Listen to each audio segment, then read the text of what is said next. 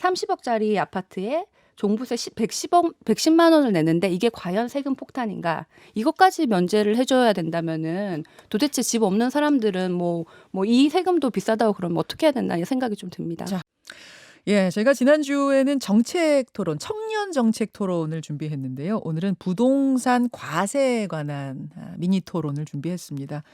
여러분 토론 시작하기 전에 잠깐 기초 지식 좀 쌓고 가겠습니다. 지금 부동산에 관한 세금에는 크게 세 가지가 있죠. 하나는 부동산을 보유하고 있는 사람이 내는 재산세가 있고요. 그 가운데 11억 이상의 주택을 소유하고 있는 사람은 따로 하나 더 냅니다. 그게 종부세입니다.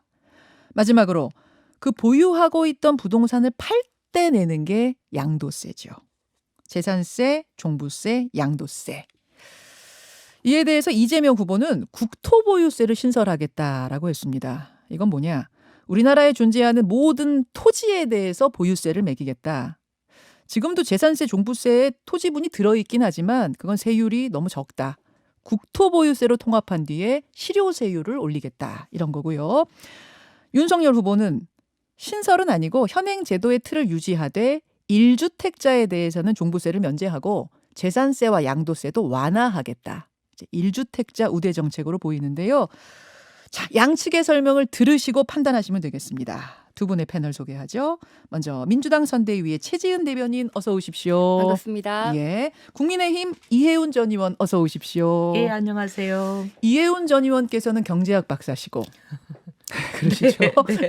윤석열 경선 캠프에서 활동을 하셨었고요. 네. 최지은 대변인은 국제개발학 박사시고 네, 그렇습니다. 네, 지금 민주당 선대위에서 대변인 맡고 계시고 그렇습니다. 박사님들 토론입니다. 네, 아주 기대가 됩니다.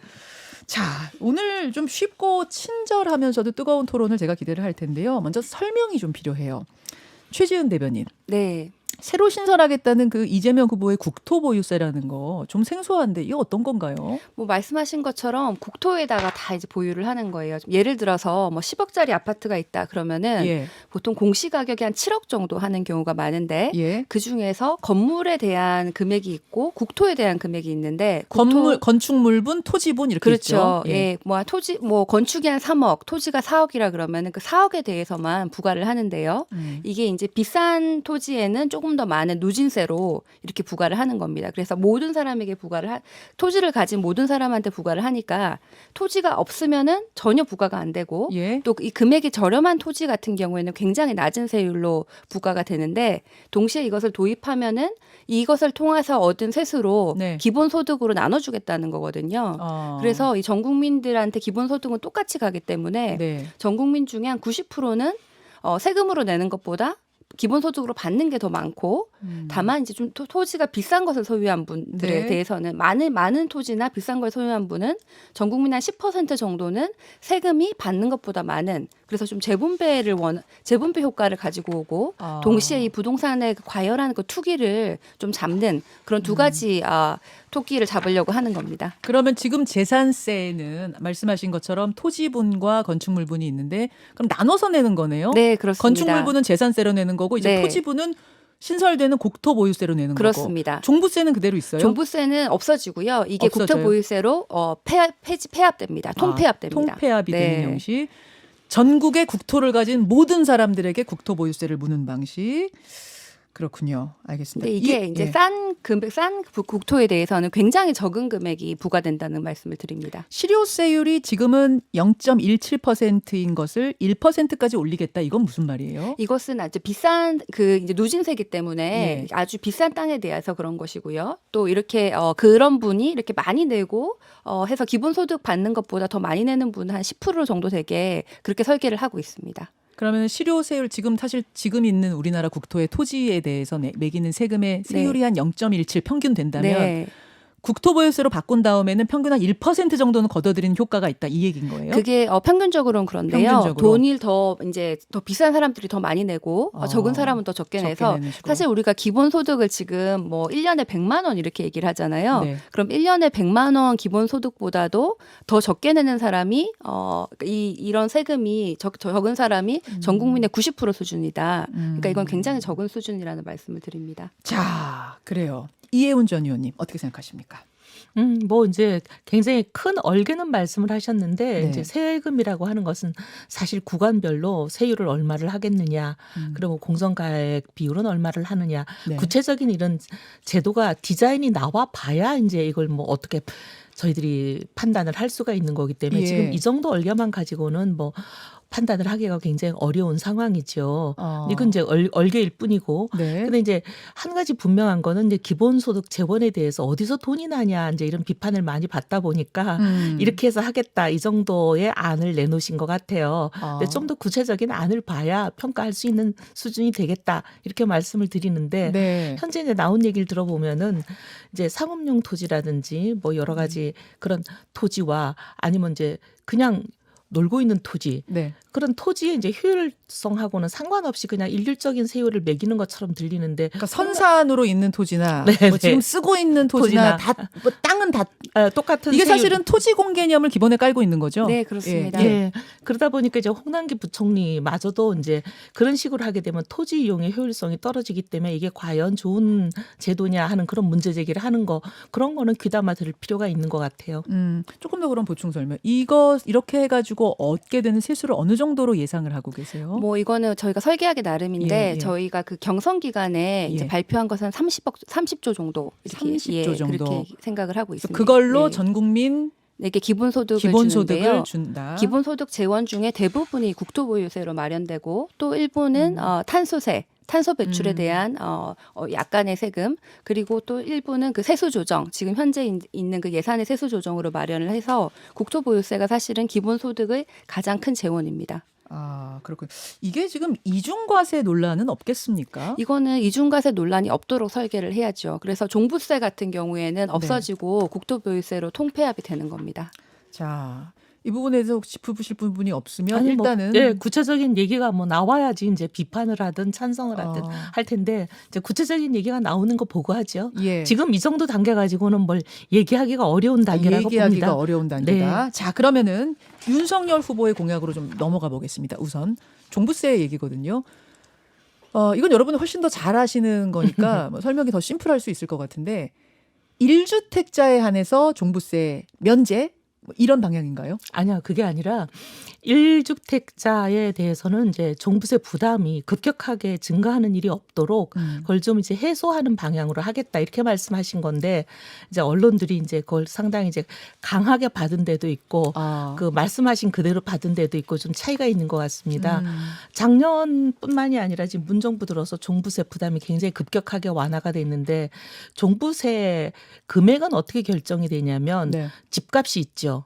집값이라는 게 이제 시세에 의해서 또 결정이 되지만 그걸 그대로 100%다 받는 게 아니라 공시 가격이 결정이 되잖아요. 네. 시세가 있으면 시세가 만약에 10억이다. 그럼 공시 가격이 한 7억이 되면 이 공시 가격이 이제 세금에 결정을 미치잖아요. 근데 이러면 우리나라는 또 7억을 다 과표로 받는 게 아니라 그중에 일부만 과표로 결정을 하기 때문에 과표를 결정하는 게 공정시장 가액이라는 게 있습니다. 네, 네. 공시가격도 올랐고 시세도 올랐고 공정시장 가액도 올랐고 그리고 또 세율도 올랐습니다. 네. 모든 게 다 올랐습니다. 4가지 4종 세트가 다 올랐죠.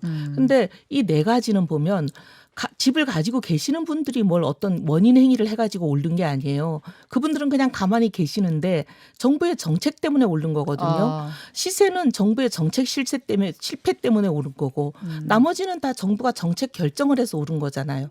근데 이렇게 정부의 정책 때문에 4가지가 다 올라가지고 어떻게 보면 종부세 부담이 급격하게 늘었는데 세금이라는 거는 현금으로 내는 거잖아요. 네. 근데 소득은 현금이죠. 집을 아직 팔지 않았기 예. 때문에 현실화가 안 됐다. 예를 들면 양도세하고는 다릅니다. 양도세는 예. 집을 팔아서 현금이 생겨가지고 세금을 낼 수 있는 현금 능력이 생긴 사람들의 문제이기 때문에 또 종부세하고는 다른 거죠. 근데 종부세는 집을 가지고 있기만 하고 살고 계시는데 특히 1주택자들은 집이 2개가 아니고 1개밖에 없는 분들이잖아요. 네. 근데 살고 있는 집에 소득이 없는데 갑자기 어마어마한 세금을 내야 되는 사람들의 경우에는 그러면 집을 팔고 나가라라는 게 이 정부 정책인 거잖아요. 근데 내가 편안하게 살고 있던 집을 떠나서 왜냐하면 주변에 있는 집값은 다 비슷하기 때문에 주변으로 갈 수가 없고 멀리 다른 곳으로 가야 되잖아요. 네. 그럼 평온한 주거 안정이 깨지는 거죠. 아. 그다음에 자유로운 주거 선택의 자유마저도 이제 어떻게 보면 희생을 해야 되는 거잖아요. 이거는 너무 부당한 거 아니냐. 그런 일들은 일어나지 않도록 세금이 그렇게 급격하게 오르지 않도록 부담을 완화시켜 드리겠다. 이게 이제 윤 후보의 얘기예요. 자, 그럼 면제는 아니고 1주택자에 대해서 종부세를 좀 완화하는 방향? 이 정도로 정리하면 되겠습니까? 예, 그래서 이제 하신 말씀이 예. 일단 당장은 그렇게 하고 네. 그다음에 중장기적으로는 네. 1주택자에게 종부세를 매기는 것이 과연 맞느냐 하는 문제를 이제 공론화해서 면제까지는 예, 그걸 이제 그 면제는 사회적인 문제 제기, 네. 공론화, 전문가들 의견 수렴 이런 것들을 통해서 한번 알겠습니다. 얘기해 보자 이런 거죠. 다주택자는 그대로 현행 유지고요. 다주택자에 대해서는 별 말씀은 아직 안 하셨어요. 자, 민주당 어떻게 생각하십니까? 뭐 저는 처음에 이걸 보고 대통령 후보신가 아니면은 강남구 구의원 나오셨나 이런 생각까지 잠깐 했습니다. 예, 지금 종부세를 내고 있는 사람이 2%가 안 됩니다. 우리나라의 그 국민들 중에서 작년에 종부세 대상이 한 74만 명 정도였는데 그 중에서도 대부분 다주택자고 지금 말씀하신 1주택자는 10만 명이 안 돼요. 9만여 명 수준인데 예. 강남 가불병 지역의 한 지역구 유권자보다 작은 수준이죠.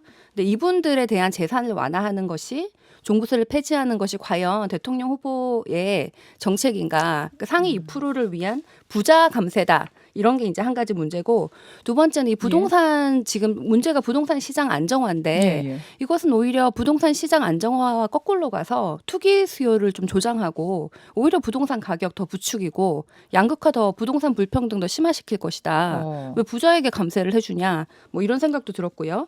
또 지금 우리 보유세가 한국에 지금 0.16, 0.17 이게 평균인데 미국 같은 경우에는 뭐 0.9 뭐 이 정도라서 또 다른 나라는 1% 넘는 데도 많고 그래서 우리나라가 지금 보유세가 굉장히 적은데 지금 이 양극화 심화되는 상황에서 부자에게 더 과세를 하는 것이 지금 전 세계의 추세인데 왜 거꾸로 갈까? 그러니까 보유세라 하면 들었습니다. 재산세, 종부세 이런 게 이제 보유한 것에 대한 세금인 건데 네, 그렇습니다. 더 올려야 된다라고 보시는 거예요. 네, 깎이는커녕 더 올려야 네, 된다. 그렇습니다. 그래서 국토보유세가 지금 1% 얘기를 하는 게 네. 다른 나라에 비하면 높은 수준이 아니다 이런 생각이 듭니다. 자, 이혜훈 전 의원님. 첫째, 지금 폐지라고 이제 매도를 하셨는데 종부세 폐지한다는 말 한 적도 없는데 지금 종부세 폐지라고 매도를 하시는 것 자체가 과장뿐만이 아니라 매도죠.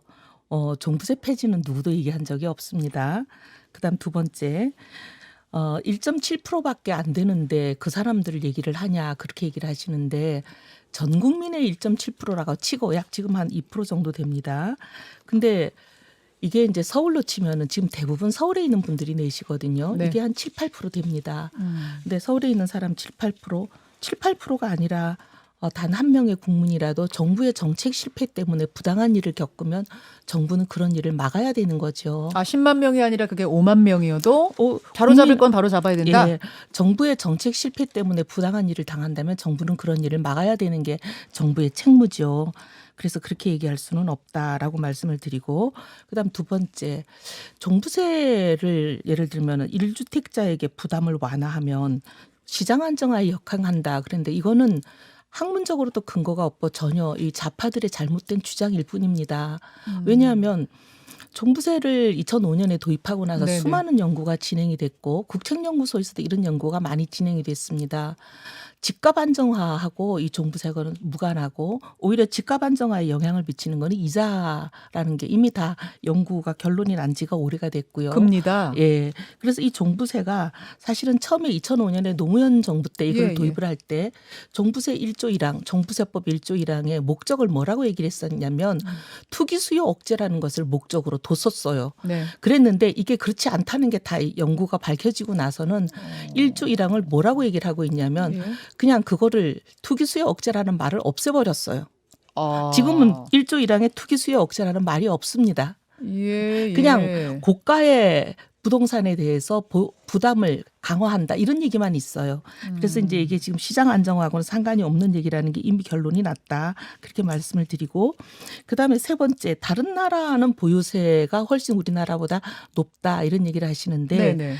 이게 이제 계속 이제 보유세 부담을 강화해야 된다고 하는 진보 진영에서 이걸 계속 들고 나오는 논리인데 부동산세는 보유세도 있고 거래세도 있습니다. 네. 아까 이제 우리 진행자께서 양도세만 얘기를 하셨는데 거래세는 양도세도 있고 취득세, 등록세도 그렇죠. 있고 예. 각종 거래세가 있습니다. 네.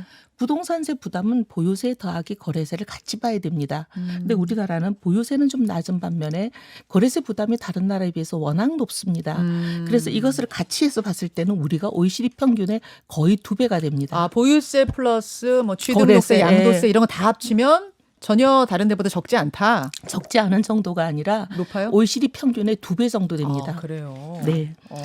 OECD 평균이 GDP 대비로 1.5%인데 우리는 2.8% 정도 됩니다. 자, 지금 조목조목 반박을 하셨는데 네. 최지은 대변인 받아주시죠. 네, 뭐 일단 지금 말씀하셨는데 뭐 국민의 5만 명이라도 뭔가 손해를 보면 해야 된다 이러는데 손해를 보는 게 아니라 정부 정책의 실패로 부당한 일을 당하면 정부가 그런 일은 막아야죠. 근데 이 분이 이 5만 명 지금 우리가 얘기하는 게 사실 9만 명인데 이 부분이 이제 상위에서 굉장히 잘 사는 분들이에요. 이분들의 세금을 낮춰주면은 그만큼의 그 조세는 그럼 9만 나머지 명이 아니고 작년 종부세 대상자가 66만 5천 명이니까 우리 한 70만 명 됩니다. 네, 그 중에서 지금 1가구 1주택 종부세는 9만 명 정도 수준이거든요. 거기에 대해서 세금을 특별히 더 강조를 하시니까 9만 명 얘기를 했는데 이분들한테 세금을 낮춰준다는 거는 그럼 그 98% 아까 70만 명이라고 해도 2%가 안 되는 1.7%인데 그럼 그 98%가 그럼 세금을 더 내야 되는 상황이지 않습니까? 똑같은 예산을 이제 갖는다고 하면 그래서 과연 그분들한테 부자 감세를 하는 것이 맞나 이런 생각이 들고 과도하게 지금 종부세가 올랐다 이렇게 얘기를 하시는데 이번에 8월달에 이미 종부세 기준을 9억에서 11억으로 올려주는 걸 했죠. 종부세 기준을 좀 완화했고 또 거래세 이런 얘기를 하셨는데 저도 동의를 합니다. 거래세 같은 경우에 좀 낮춰줘야 된다고 생각을 하고 아, 양도세 같은 거 낮춰줘야 된다. 쪽이. 양도세 말고 예. 거래세 그럼 취등록세 뭐 이런 것들 낮춰줘야 된다? 네, 그래서 오히려 아. 거래를 원활하게 해야 된다고 생각을 하는데 예. 이런 부동산 세제는 좀 종합적으로 접근을 해서 종부세뿐만 아니라 그럼 재산세는 어떻게 하고 취등록세는 어떻게 하고 이렇게 종합적으로 세제 설계를 해야 되는데 딱 그 상위 1.7%만 해당하는 종부세만 폐지하겠다고 하는 것이 정말 이건 폐지 부자 아니라고 감세다. 계속 네. 말씀하시는데 재검토라고 하셨고. 제가 그 아니 워딩을 재검토가 네. 아니고 폐지 아니라고 계속 아. 말씀드리는데 계속 폐지라고 얘기하는 게 네. 의도가 있네요. 제가 SNS에서 올린 글을 지금 정확히 안 가지고 있는데 내년 이맘때는 종부세 폭탄 걱정 없게 하겠다라고 시작을 하고 폭탄 걱정 없게 하겠다는 그리고 그 거죠. 내용을 제가 지금 워딩을 찾고 있었는데 사실은 뭐 정확히 어떻게 하겠다라는 구체적인 방안은 없지만은 1가구 1주택에 대한 종부세에 대한 많은 강조가 있었던 예, 저희가 지금 것으로 유튜브와 기억을 합니다. 레인보우로 네. 윤석열 후보의 SNS는 보여드리고 있습니다. 아, 면제하는 면제하는 방안. 방안도 검토하겠습니다. 그러니까 검토라는 말씀은 하셨고 면제라는 단어도 쓰긴 했지만 아니 이제 면제는 검토하겠다. 1가구 1주택에 대한 예. 면제를 검토하는 거고 중장기적으로. 종부세 자체가 폐지가 아니에요. 네, 이거는 국어의 문제인 것 종부세를 같습니다. 재산세에 통합하거나 자. 1주택제에 대한 면제하는 방안도 검토하겠다고 되어 있네요. 이게 뭐 네. 이제 검토냐 면제냐 그거가 지금 아주 중요한 문제는 아닌 것 같지만 어쨌든 윤석열 후보의 뜻 그대로 받아주는 게 좋으니까 그 이해운 의원이 정리하신 거대로 아니 검토. 면제도 1주택자에 대한 면제를 검토하는 거지 예. 종부세 자체의 폐지가 그렇죠, 아니잖아요. 그렇죠. 예. 그렇게 지금 근데 자꾸 말씀하신 지금 거예요? 종부세를 최 폐지라 대변인. 그러시니까. 종부세 폐지는 아니고 아, 네. 1주택자. 그러면은 그러면 윤석열 후보도 종부세 폐지는 반대한다 이렇게 이해를 해도 되나요? 반대한다고 한 적도 없고 얘기한 적이 없는데 왜 얘기한 이렇게 적이 자꾸 없어요. 요거는 좀 정확히 제가 네. 하고 갈게요. 예. 1주택자에 한한 이야기라는 예. 것을 조금 분명히 하고 지금 우리나라 9만 명에 대한 그 1주택자 종부세 납세자에 대한 얘기인데 사실 거기에 윤석열 후보가 포함되어 있는 걸로 알고 있습니다. 그래서 여기 이게 셀프 감세냐 뭐 이런 얘기가 있는데 윤석열 후보의 예를 들어볼게요. 도대체 이 1주택자에 대한 종부세가 정말 세금 폭탄이냐 여기에 대해서 좀 말씀을 드리면 지금 윤석열 후보 같은 경우에는 서초구에 아크로비스타라는 초호화 건물에 사는데 거기가 한 뭐 방이 4개고 뭐 이런데 지금 62평대인데 시세가 30억이라고 합니다. 네. 그런데 이제 공시가액은 15억 정도 수준이에요. 15.6억. 근데 이래서 종부세 대상자신데 11억이 넘으니까 종합부동산세가 110만 원 수준입니다. 이게 과연 30억짜리 아파트에 종부세 110만 원을 내는데 이게 과연 세금 폭탄인가? 이것까지 면제를 해줘야 된다면은 도대체 집 없는 사람들은 뭐 이 세금도 비싸다고 그러면 어떻게 해야 된다 이 생각이 좀 듭니다. 자, 이 의원님.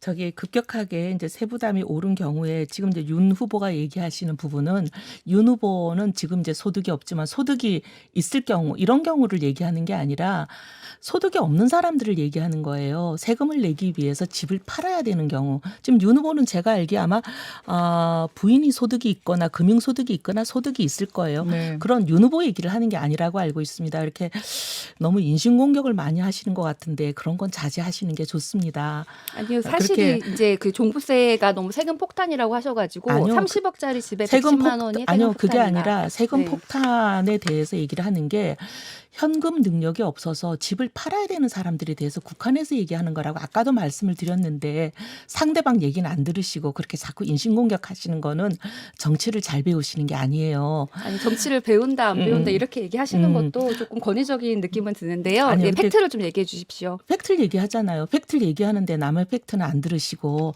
자꾸 자기 주장을 하시니까 그 자영업을 하시는 분들이나 예를 들면 은퇴를 하셨거나 아니면 지금 실직 상태에 있거나 예. 아니면 최근에 이제 자영업을 하셨지만 코로나다 여러 가지로 인해서 지금 소득 능력이 없는 분들이 많이 있습니다.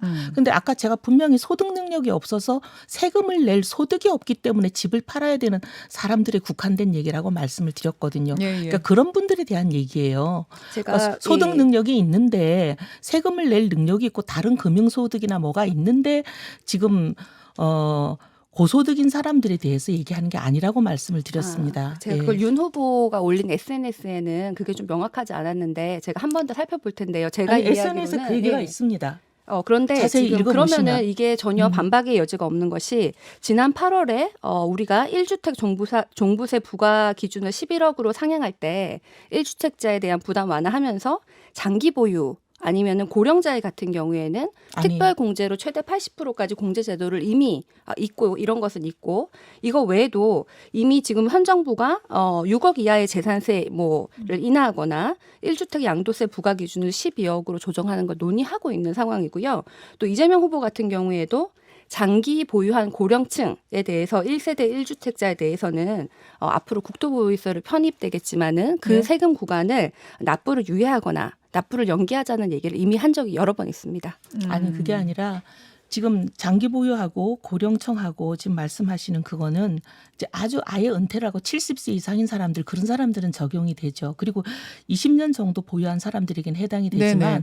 그 20년 이하거나 아니면 70세 이하거나 하는 사람들 해당 안 되는 사람들이 많이 있습니다. 자, 그 경우를 얘기하는 거죠. 제가 잠깐만 그럼 핵심을 네. 조금 더 짚어가지고 네. 마지막 발언할 수 있게끔 드리겠습니다. 지금 최지은 대변인은 뭐라고 하셨냐면 이제 적은 수에 해당하는 잘 사는 상위의 분들의 세수를 통해서 그런 것들을 말하자면 재분배 나누어줄 수 있지 않느냐 지금 그 말씀을 하신 것 같고 이혜훈 의원께서는 이들이 현실에 지금 차익을 얻은 것도 아니고 현실에 소득이 없고 그냥 자기 사는 1주택인데 그냥 집값이 정책에 의해 올랐다는 이유로 종부세를 계속 더 많이 내는 것이 과연 옳으냐? 그것이 10,000명이든 20,000명이든 그 말씀을 하신 걸로 지금 정리가 되거든요. 네. 각각 거기에 대해서 마지막 30초씩을 드리겠습니다. 예, 네, 최지은 대변인. 예, 지금 1가구 1주택 종부세도 9만 명인데 그 중에서 고령층 이렇게 얘기했을 때 굉장히 적은 숫자이고 지금 세금 납부할 능력이 없는 분들 그분들에 대해서는 이미 납부 유예나 납부 연기에 대한 충분한 제도적 조치가 있고 더 할 의향이 우리도 있다. 여기에 대해서 반대하는 건 아닙니다. 그런데 다만 윤석열 후보의 의도를 정확히 좀 더 명확하게 해야 되겠지만은 저도 SNS를 다시 읽어보겠지만 제가 읽었을 때는 충분히 부자 감세에 대한 의도가 있었다 이렇게 보이고요. 그것이 아니라면은 앞으로 해명을 좀 해주시면 명확하게 종부세를 어떻게 바꾸자는 거냐, 누구한테 어떻게 어디를 감수하고 어디를 하겠다는 거냐를 좀 더 명확하게 해주시면은 더 좋겠습니다. 아까 이혜훈 의원이 지적하신 고령자도 아니고 장기 보유자도 아닌데 코로나 상황에서 상황이 어려워지면서 소득은 없는데 집값이 오르는 바람에 살고 있는 집값이 오르는 바람에 종부세가 올라간 1주택자 그분들도 세금은 걷는 게 맞다고 보시는가?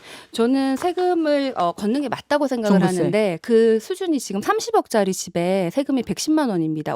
지금 과도하게 올랐다는 것이. 그래서 지금 이 정말 소수의 아주 상대적으로 적은 금액의 종부세를 예. 우리가 너무 세금 폭탄이라고 하는 것이 그것이 좀 과도하다. 굉장히 소수다. 괜찮다. 굉장히 소수고 금액도 작다. 소수면 괜찮다. 소수에다가 그 사람들이 지금 부과하는 금액도 적은 편이고 아. 이미 거기에 대해서는 예. 11억에서 9억, 우리 9억에서 11억으로 오쳐주면서 그분들을 고려한 조정은 이미 했다. 알겠습니다. 자, 이혜훈 의원께 말씀드리겠습니다. 지금 민주당이 얘기하는 예.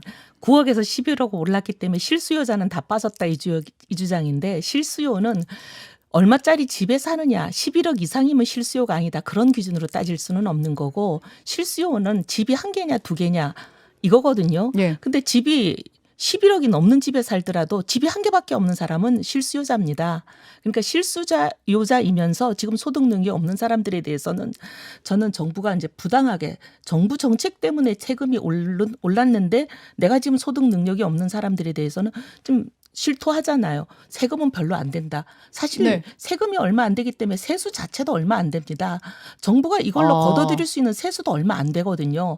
그 정도는 어려운 국민들, 부당하게 당하는 국민들에게 이거는 어떻게 보면 해결해 줄 수 있는 문제다 이렇게 자, 근데 보죠. 최재현 대변인은 소수고 30억짜리 집에 살면서 110만 원 정도 내는 것은 감당할 수 있지 않느냐 그 말씀이시거든요.